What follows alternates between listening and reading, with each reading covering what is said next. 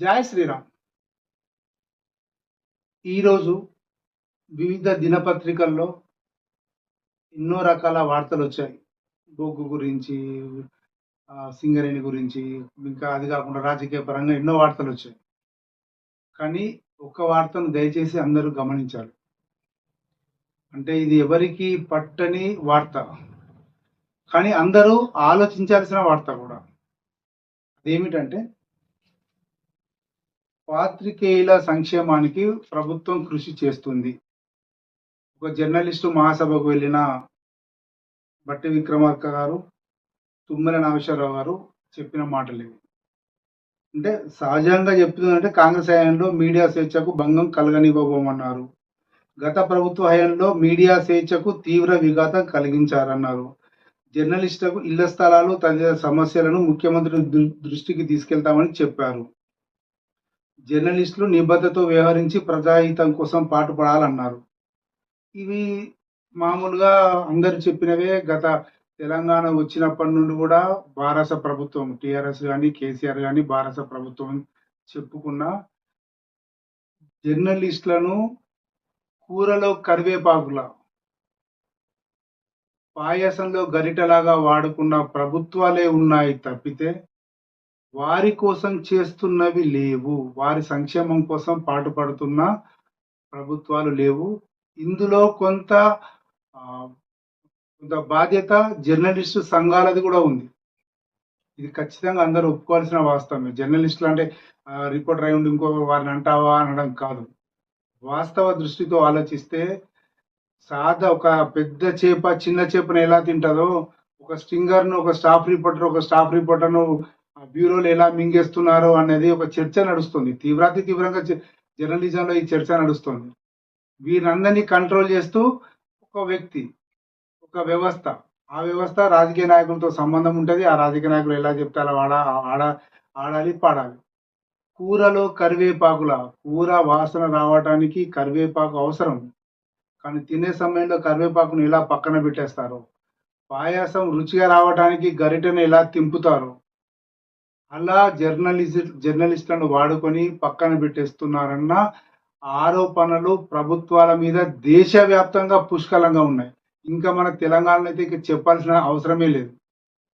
ఒకప్పుడు చంద్రబాబు ఉన్నప్పుడు, ఉమ్మడి ఆంధ్రప్రదేశ్లో సీఎంగా ఉన్నప్పుడు ఒక వార్త వచ్చిందంటే అధికార యంత్రాంగం గజగజ వణికేది. అరే ఇది వచ్చింది, ఇది కలెక్టర్ దృష్టికి వెళ్తుందేమో, ఇంకా సంబంధిత అధికారుల దృష్టికి వెళ్తుందేమో, డిపిఆర్ గారు తీసుకుపోయి ఇస్తారేమో, ఇక మనం తట్టుకోవడం కష్టము, దీన్ని ఎలా ఎలా ఎలా అని చెప్పి ఉండేది.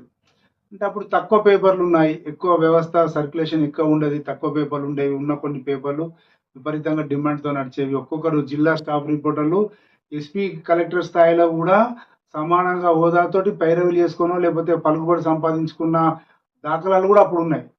ఇప్పుడు అలాంటి పరిస్థితి లేదు.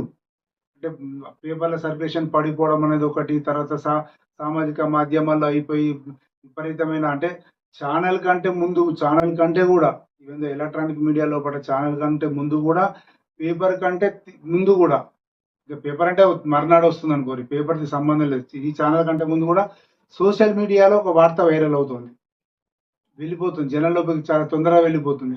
ఒక్కోసారి ఒక వార్త ఇస్తారు, ఇది నిన్న చూసామా ఈరోజు చూసామా, అది ఇది ఎప్పుడో ప్రొద్దున చూసాం కదా అన్న ఫీలింగ్ వచ్చేస్తుంది సాధారణ ప్రజానీకానికి.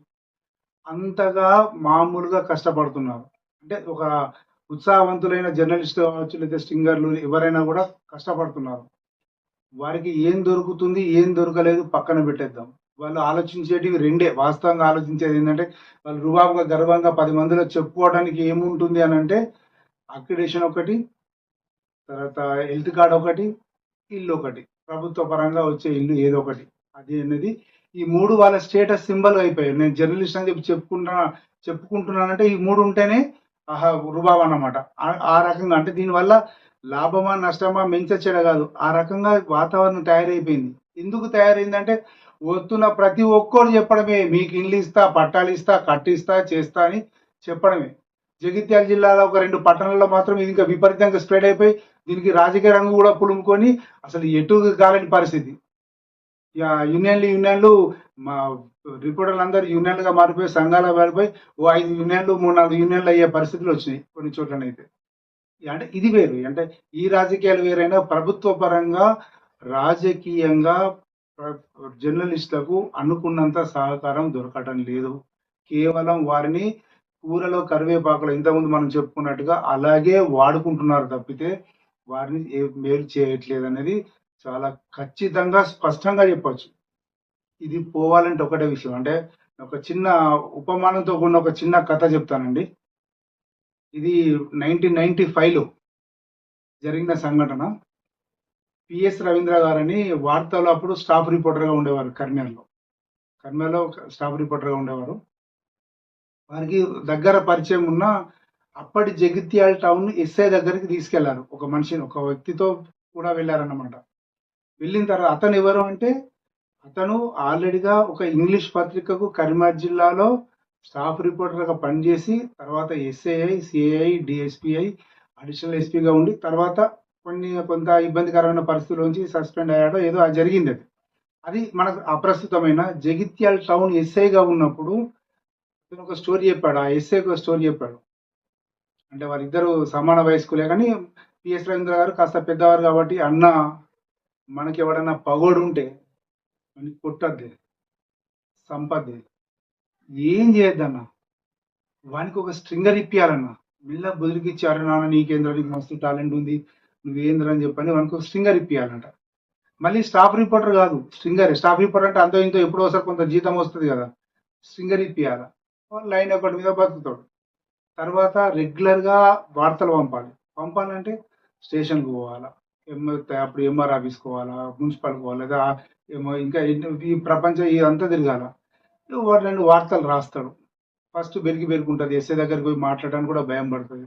తర్వాత రిపోర్టర్ అని చెప్పి వాళ్ళు రెస్పెక్ట్ ఇస్తుంటే, ఆ రెస్పెక్ట్ ఈ రెస్పెక్ట్ అన్ని కలుసుకొని మెల్లిమెల్లిగా అతను ప్రపంచం ఎట్లయిపోతుంది అంటే, ఇక ముందుకే వెనుక చూసుకోవడం అనేది ఉండదు. కుటుంబం అవన్నీ కాదు. ప్రొద్దున లేచిండా ఎవరు టిఫిన్ చేపిస్తారు, ఎవరు పూరి తినిపిస్తారు, సాయంత్రం అయిందా ఎవరు మిర్చి తినిపిస్తారు, రాత్రి అయితే ఓడి మందు పోపిస్తారు అనే ఆలోచనతోటే వాడి సైకిల్ అంతా పెరిగి పెరిగి పెరిగి పెరిగి వాడు ఏమైపోతాడంటే, ఇక నాకు నమస్తే పెట్టలేడు. అబ్బా నేను రిపోర్టర్ని ఇక్కడ నిలబడితే కూడా నాకు నమస్తే పెట్టకుండా పోయిండు వాడిని సర్పంచ్ కానీ వాడు లెక్క ఎంత, వాడిని కథ ఎంత అని మైండ్లో ఈగోయిజం పెరిగి పెరిగి పెరిగి పెరిగి ఇక ఇష్టం వచ్చినట్టుగా నేను వార్తలు రాయడం స్టార్ట్ చేస్తాడు. అది ఎక్కడ ఒక జాగాలో బెడిచి కొడతా అన్న, బెడిచి కొట్టి వాడిని ఆ పేపర్లకి తీసేస్తాడు. ఇక తీసేసినాక ఏముంటుంది, ఒక్కసారి వేరు ఎక్కడికి పోయినా కూడా వీరు రిపోర్టర్ లేడు కాబట్టి వీనికి రెస్పెక్ట్ దొరకదు.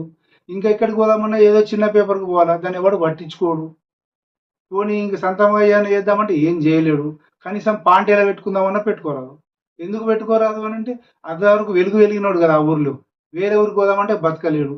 ఇట్లా ఇట్లా ఇట్లా అని చెప్పి ఒక్కసారి వెనుక తిరిగి చూసేసరికి ఏముంటుంది, మంచంలో పేషెంట్ అయిన తండ్రి ఉంటాడు, ఆయనకి సేవ చేస్తూ సేవ చేస్తున్న భార్య ఉంటుంది, తల్లి ఉంటుంది.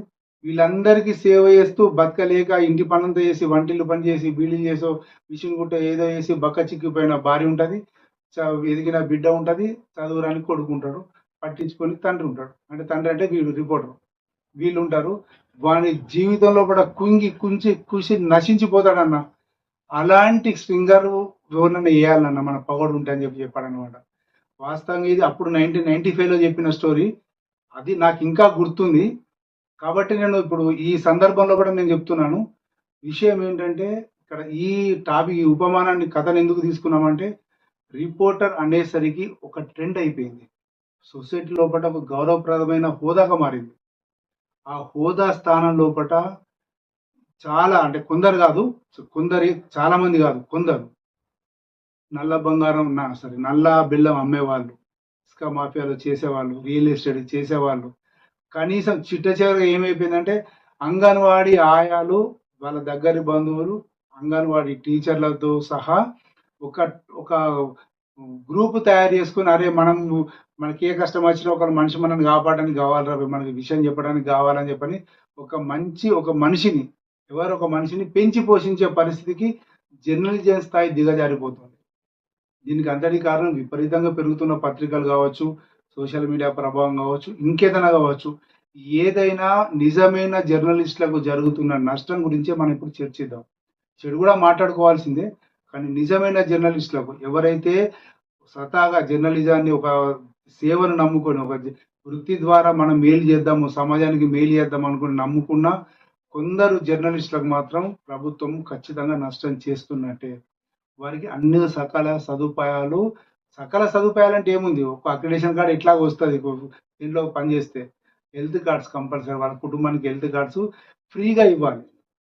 హెల్త్ కార్డ్‌కి కొన్ని డబ్బులు కట్టడం కాదు, ఫ్రీగా వీళ్ళు యూనియన్ లోపట సగం డబ్బులు కట్టాలి, సగం డబ్బులు మీరు గవర్నమెంట్ కడతని చెప్పి అంటున్నారు గానీ, అక్రిడేషన్ కార్డ్ ఉన్న వాళ్ళందరికీ కూడా ఫ్రీగా మ మెడికల్ ఫెసిలిటీస్ ఇవ్వాలి. దాంతో పాటుగా ఖచ్చితంగా వాళ్ళకు డబుల్ బెడ్‌రూమ్ ఇవ్వాలి. అంటే లేని వాళ్ళకు, ఉన్న వాళ్ళకు అవసరం లేదు. లేని వాళ్ళకు ఖచ్చితంగా ఇవ్వాల్సిన నియమం ఉంది. కొందరు కోటీశ్వరులు కూడా ఇందులో ఉన్న వాళ్ళు ఉన్నారు. వాళ్ళకి అవసరం లేదు కదా! ఆళ్ళు డ్రామాలు ఆడడం తప్పితే వాళ్ళకేం అవసరం? వాళ్ళకేం అవసరం లేదు. అయినా నేను రిపోర్టర్‌ని కదా అని చెప్పి ఇంకేదో పెట్టి తీసుకుంటే అది వాళ్ళ అభిమతానికే వదిలేయడం. కానీ నిజంగా లేని వాళ్ళు ఖచ్చితంగా బీదస్తులుగా ఉన్న రిపోర్టర్లకు ఖచ్చితంగా న్యాయం చేయాల్సిన అవసరం ఉంది. ఆ రకంగా రేవంత్ రెడ్డి ప్రభుత్వం ఆలోచిస్తదని అనుకుందాం. ఈ విషయం లోపట భారతీయ మజ్దూర్ సంఘ్ అనుబంధ సంస్థ వర్కింగ్ జర్నలిస్ట్ యూనియన్ ఆఫ్ ఇండియాలో తెలంగాణ శాఖ జర్నలిస్టులకు సంబంధించి పూర్తిగా మద్దతు తెలపడానికి, వారి సమస్యలన్నిటిపై పోరాటానికి చాలా సిద్ధంగా ఉంది. దాని అధ్యక్షుడు, ప్రస్తుత తెలంగాణ రాష్ట్ర శాఖ అధ్యక్షుడు రాండా ప్రతాప్ గారు ఇంతకుముందే ఈ విషయం మీద చర్చిస్తే చెప్పారన్నమాట. ఖచ్చితంగా మనం అన్ని రకాలుగా వారి కోసం కష్టపడ్డమే. జర్నలిస్టుల సమస్యలు ఏదున్నా కూడా ముందుకు తీసుకెళ్దాం. తెలంగాణ పరంగా ప్రజలకు మనం చెప్పుదాము. అవసరం అనుకుంటే కేంద్రానికి కూడా మనము వెళ్ళి మనం రికమెండ్ చేసుకునే పరిస్థితి మనం తెచ్చుకుందాము. అందరం కలిసి సంఘటితంగా, కేవలం ఒక్కరని కాదు, వాళ్ళ అభిప్రాయం వాళ్ళు చెప్పారు. ఇంకా టీయూడబ్ల్యూలు చెప్తారు, 143 వాళ్ళు, ఎన్ని యూనియన్లు ఉన్నా కూడా అందరూ కలిసి, జర్నలిస్ట్ యూనియన్లు అందరూ కలిసి నిజమైన జర్నలిస్టుకు నష్టం జరగని రీతిలో ఉండాలని చెప్పని ఆ రకంగా ప్రభుత్వం చర్యలు తీసుకుంటుందని కోరుకుందాం. జై శ్రీరామ్.